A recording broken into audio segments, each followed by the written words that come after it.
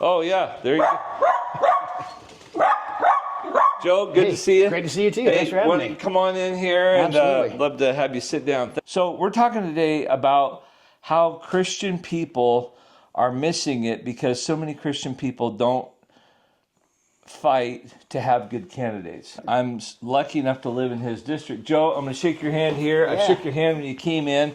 And the reason I'm a big fan of Joe Kent, you may not know him, but he's been interviewed by Tucker Carlson, scores of people. You actually have had numerous personal conversations with our commander-in-chief, Donald Trump. Yeah. And he is a warrior. I think he's brilliant. He's well-spoken. I actually ended up mentoring one of his campaign staff who really holds you in high regard. And so, Colby. Yeah. And so, that's really kind of how I got to know you. You know, one thing that I think is kind of funny, I think you're a really smart guy, but, if I was going to go through the hassle and the expense and the sacrifice that you've done, I would run to be a senator, because then you'll have to fight half as much. You have to continually campaign. That's true. When you do. So you've chosen a tough task. What have you found that was different than you expected to fight to become a political voice and a leader? Because you were a leader in the military. What is it like to transition into a member of Congress? Well, it's very different than anything I've done before, and I never planned on going into politics.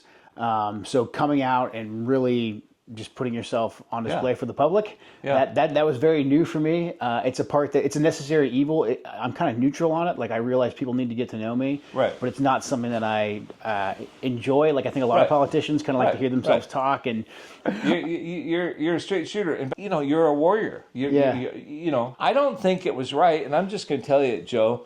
I'm one of the loudest people knowing that we've had rigged elections in our state. And I don't know that you can admit it, but I told you, it's my personal opinion that our Secretary of State educated 6 of the swing states, especially Georgia. I believe she even flew out there on our state's dime to educate them about motor voter. And they went down and they followed, and Biden was able to win with just the narrowest of margins. And then I don't think elections were cleaned up, 2 years ago. So you've been down that road. I don't think you've lost very many times, but I don't know how and I know you didn't. I mean, I know you didn't, and it makes me so mad, but I appreciate you still fighting. So what do you say about that? Because now people are starting to realize, hey, maybe they are cooking the books. Well, I mean, it's perfectly American to say that you don't have faith in your elections. We've been told that we're not allowed to question anything, but especially elections. Right. And it's completely reasonable. Hey, Joe, I don't trust hardly anything the government does. You shouldn't. I don't trust the FDA. I don't trust the BPA. Right. I think that they're hiding our power, our food, our state legislator. I mean, I don't trust Congress. We need guys like you, but you keep going. No, it's basic pattern recognition. Like, look, for them to say, hey, we're going to mail out ballots to everybody. Yeah. It's just, anyone can see that there's a lot of cracks in that. Even when you can trust everybody at the auditor's office, and let's just say, you can trust everybody at the Secretary of State's office. When you start mailing out ballots to everybody, especially when you get registered to vote by going to the DMV and not proving that you're an eligible voter or even an American citizen, that's wrought with fraud. Then you throw in the tabulations and all that. So look, people in Washington and throughout the country who have these systems, we have the right to say we don't like this. Our problem right now, though, is that we can't change that between now and August, and we can't change that between now and November. So I fully support what President Trump is saying. He branded it in a way that only he can, too big to rig. If we flood the polls, especially this district is a great example. This district in presidential years, it swings Republican by about 5 points. Now, it gets really, really close in the midterms when Republican voters don't turn out. So I had 60,000 Republicans who didn't even turn out and cast a ballot in the last election. So we anticipate they're going to come out. We're going to ballot harvest. There's lots of things we can do to get those voters back out there. I know that what you're saying, and I mean, I attend meetings, so ballot harvesting is something we've associated with the left. I hope my dogs aren't being picked up here. They're so passionately taking care of each other here. Ballot harvesting is actually a legal activity now. The right has moved to allow it. So it's not an illegal activity, but my mom whose birthday is today. Hey, Mom, I'll be giving you a call right after Joe leaves. I can go to her nursing home and get her people who would vote. Correct. And make sure that they've signed their ballots and take them. They may have a hard time getting them to the mailbox or whatever, so that it's totally legal. Completely legal. Yeah. Washington actually has the most liberal ballot control measures, and by that I mean right. we really don't have any. Any human being can go collect ballots from anyone and go drop them off at the auditor's office or put them into a drop box. Republicans, conservatives, we don't like that, right. But those are the rules, and so we got to fight on that battlefield. If everybody holds their ballots until Election Day, we deprive ourselves of almost 4 weeks of collecting ballots. It's essentially running a race, right. And you give the other guys a 4-week we head lost start. by being the early responsible voters. Yeah. So then we switched to be at the end, and right. then now we're having to adjust. Yeah. And I think they've had to adjust. That's why do you think it's my opinion? Why did they stop counting votes in the middle of the night?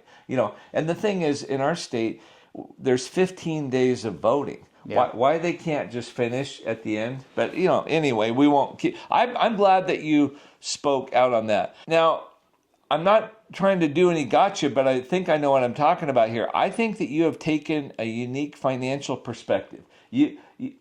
I believe that even the Republican insiders of Olympia, which is our state capital, don't like you because you're not a centrist, Joe. You need to move to the middle, and be like part of the Uniparty. That's not you. So they actually offered $1 million to other well-known Republicans if they would take your spot. Yeah. So people on the own side are shooting at you. Why does it's obvious why the left hates you, but will you tell us why the Uniparty why don't they like you? And what's your financial position? Well, I don't take any corporate PAC money, and so I don't take any money from those big organizations like that. I get all my money from individual donors, which makes me accountable to the people, and so that's the way I want to keep it. The Republican establishment, we have a civil war going on right now within the Republican Party. There's the Trump, the America First movement, the people right. that say, hey, look, we've really got to focus here on our country and focus on our citizens and not endless foreign wars, not foreign aid, not leaving our borders open, and really putting the American people first. And then you have the corporate interests who, they wear this uniform that has a big R on it and it's got an elephant, yeah. And they say Republican-y things, but there's no daylight between them and the Democrats. If you look at Perez, the woman I'm running against, she's very much a uniparty Democrat. Right. She's voting for all the wars. She's voting to keep the border wide open, to not just invade us with fentanyl and illegal immigrants, but to drive down American wages, and that's against Wall Street's best interests. So really, Washington, D.C., when you hear them talk about like a bipartisan consensus, that's just the uniparty. Because whenever Washington, D.C. has a bipartisan consensus, that means both sides have just figured out how to cook the books to screw the American people. They just changed the slight tone from purple to slight blue or slight red, and then they just sit in the same seat and they vote the same way. That's right. And then there's people that are, we think because they're Republicans, we assume they're constitutional. And what I call myself is I'm not a Republican. I'm a patriot. Yeah. So I get wound up about that. Now, when somebody like you chooses this more narrow road, why do smaller donors matter more? And will you go into, because this is a channel that is helping future business leaders of a Christian persuasion actually take back culture. We want to fight for culture. And my pet peeve with the modern Western church is they want to be spiritual. They don't care about the culture. So our schools have gone to pot. Our institutions have gone to pot. We have good men like you. I think that you're not a rich man. You're a successful man, but it had to be tremendous sacrifice. And when we get good men like you, we need to support them. And so how and why do small donors matter, even if they what makes a difference? Well, because of the small donors, there's more of us than there are of them. There are some really intimidating organizations and PACs and even individuals that can come in and drop hundreds of thousands of millions of dollars. Right. And that's very intimidating. But we have a base of Republicans here. We have a base of conservatives, a base of common sense people here who maybe they can't write $1,000 check. Maybe they can't write a couple $100. But what they can do is they can give me $20 once a month. They can give me $10 every other week, whatever way it works out. And those numbers add up, and they help me fight back, even if I'm outgunned. So Perez beat me by less than a percentage point last time. Joe, I can't take you, so you're way tougher. She didn't beat you. Okay, sorry. Let's have reality. Right. She didn't beat you. I've yelled at so many Republican leaders. Joe didn't lose. Even Trump didn't lose in our state. I don't believe he lost. I mean, but people are finally coming around to that. But you didn't lose. Yeah. Either way, she outspent me by 6-1. Okay. So I was out after the Republican primary. I was out. They spent $14 million against me. We raised $3.5 million with all individual donors. Yeah. Our average donation was $51 last cycle. We're sitting about the same right now. Yeah. And so she outspent me 6-1 and only was able to, eke it out by less than a percentage point. So this is truly how we fight back. It's the same thing with Trump. I mean, he really runs off the small donors. So that's how we actually fight back against the corporate class in D.C. Well, I love it. And the thing is, we need people like you in there. I mean, you're the real deal, and I'm really, happy to support you. And I like the rapport, So here's how I describe you. I don't think you're a Sunday school teacher. But you're a God-fearing guy. You're a patriot, and but I have more of a personal question than you would probably want to do. But how is this political journey in fighting such a difficult time at a difficult point in your life because of your book and what you've been through? So, what have been the similarities between physical and even spiritual battles? Because it's got to be overwhelming. Sophie, you got to calm down there. It's got to be overwhelming to, just battle. I've taken some political stands, but you're just in there fighting every day, So, what similarities do you see between political warfare and spiritual warfare, or does that not really? No, I mean, I think this is a very spiritual fight. I mean, because like us and the people that we're arguing against, that we're fighting against politically, we don't just have disagreements on what the tax rate should be. We don't just have disagreements on, hey, should we send this weapon system or that weapon system overseas? Right. It expands much more beyond that. I mean, the side that we're going against, they want complete and total control. They are authoritarians. They are trying to destroy everything about not just the United States of America, but about Western culture, about the family units, about religion. So that's what they're going after. Like, they hate the autonomy of strong families. They hate the autonomy of even churches. Right. Like they despise that, and they're very upfront about it. Well, and so it is a very spiritual battle. And this is, again, like to your point, this is why we do need the church very much engaged, because some people who've been raised in the secular world, when you say spiritual warfare, they're like, what crazy stuff are you guys talking about here? Right. When you sit down and you explain it to them, like, these people are trying to give your kids puberty blockers without you knowing in the schools, then they're like, oh, wow, this is evil. I do understand. But if you have a Christian background, you can understand and you can see the evil right now. Right. And it's not good enough, like you said, just to say, hey, we're only going to fight this spiritually. Like, we've got to get in this fight because it's on our front door. Well, I'm going to tell you, I proudly was a J6er. And it was the most patriotic day of my life. I was so proud to be with over 1 million. I guarantee you there's approaching 2 million people. And there was no trouble causers. Right. It was all, and what it slammed home to me is that what we're told, because my brother, one of my best friends, Brad, we were there, and they were singing the national anthem as we're flying in on the airplane. Everybody was waving flags. They were handing out flags. It was better than any church service. I mean, people were unified, and they're walking. There was no garbage. People were just, and then they say that we're the deplorables, that we're horrible. The media lied. They were so complicit. And do you recognize even more so that? They call it, they have names like something ultra or whatever, but the media is a huge factor, and people can be brainwashed because they just tune in and they hear. What do you recognize that more after doing this for a couple of years now? Oh, certainly. Yeah, absolutely. The mainstream media, and then really just like the apparatus of government big tech and the media, how they've all kind of merged together with our intelligence organizations that we saw since Elon purchased Twitter. I mean, a lot of us knew that was happening, but when he purchased Twitter and there's been the Twitter files, like we've actually seen it in real time, smoking gun evidence that now you really can't even deny it. So you see that, and they have captured the minds of so many Americans because it's just been traditional. I mean, if it was in the New York Times, the Washington Post, there's a generation that thinks like, well, that's got to be the truth.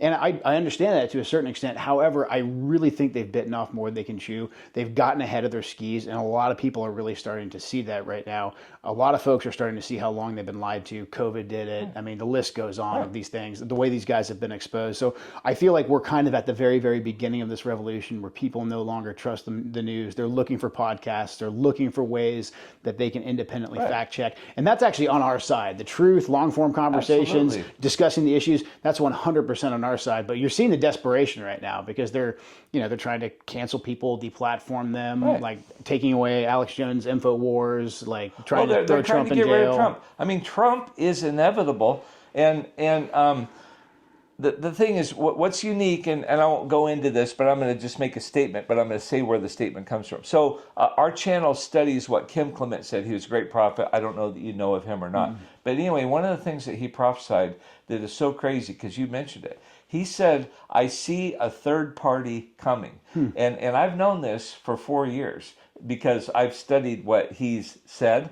I assumed it would be the Democrats that would split, but it's very clear to me now. It's the Republican establishment is going to be left in the dust. And what do you have any insight into what the name might even be? There's no way. See, I'm not a Republican. I vote Republican 100% of the time, but I'm embarrassed not because of the people in my local community, but because of the Lindsey Grahams, the the McConnells. There's so many people.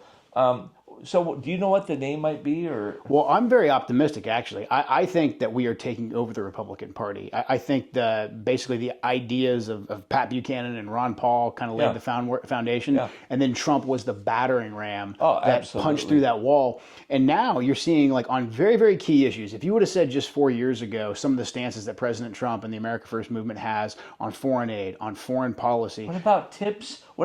Tax-free tips. I mean, like he's gonna. That means, in my opinion, he's revolutionizing the whole tax structure. He was talking about getting rid of the income tax too. No, that's what he's saying. Openly discussing it. He can't be talking to waitresses when business leaders. I pay 6 digits in taxes a year. And I mean, I'm all for the waitress, but if she doesn't have to pay tips on her things, why should I have to pay? I pay all kinds of taxes. So he's rolling it out, in my opinion, to the most sympathetic people. You can't halfway unroll that bag. The whole bag's got to come open. And I think, in my opinion, I'll just say it because it's a bias from a Christian perspective, I think the fear of pastors protecting their 501c3, they want donors.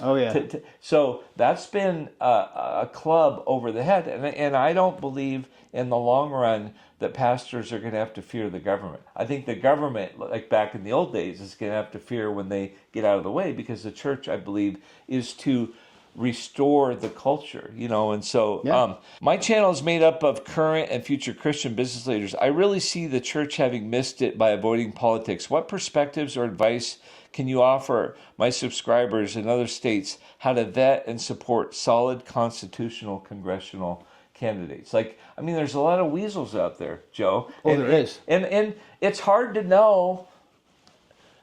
To be honest, I like you more the way that you continue to battle, even though you didn't get what you want, and so I have greater respect for you. But how can other people who don't get to, I mean, if you want to give money to Joe, you can look it up, and I'll even include it. I would think that would be great. I mean, I'm a supporter, and I believe in what he does. But how do we vet other people?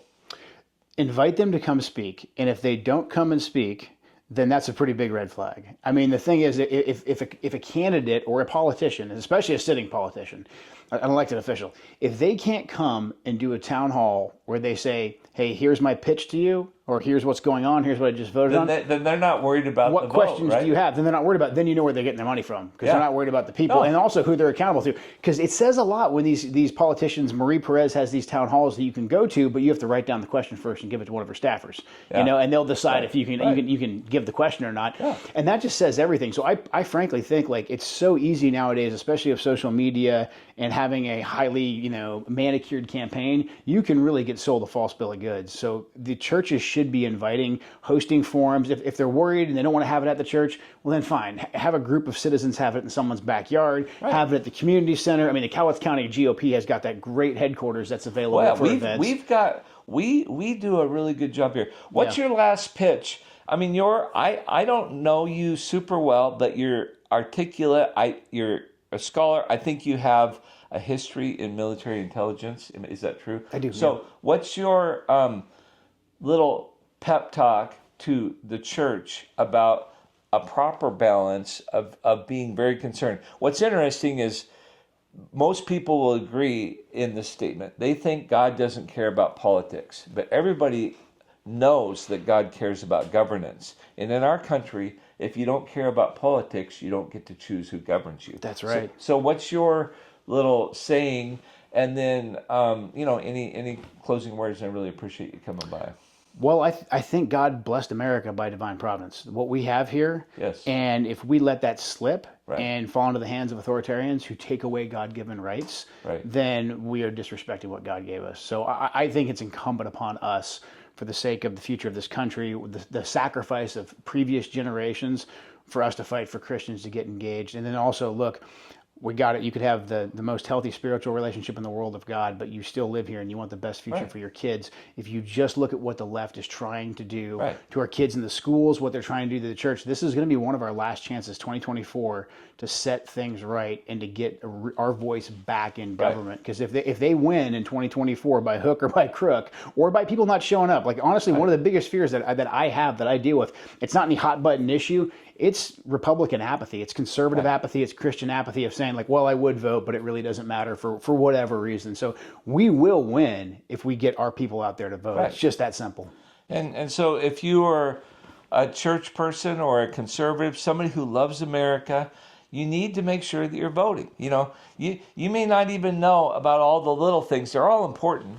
I end up voting for the R's, but I know those people, and not every R is created equally. I will tell you that. And so, I will tell you, if we don't get the right governor, we have a conservative and we have a uniparty Republican running for our governor, and it's really sad in our state that I may have to hold my nose and vote for the uniparty, with the red shirt instead of the, horrible attorney general that's may become our governor. But I just love having you. Thanks for stopping by today. Thank you. Yeah, thanks for having me. And it's been good to talk. Thank you so much. Absolutely. Thank you.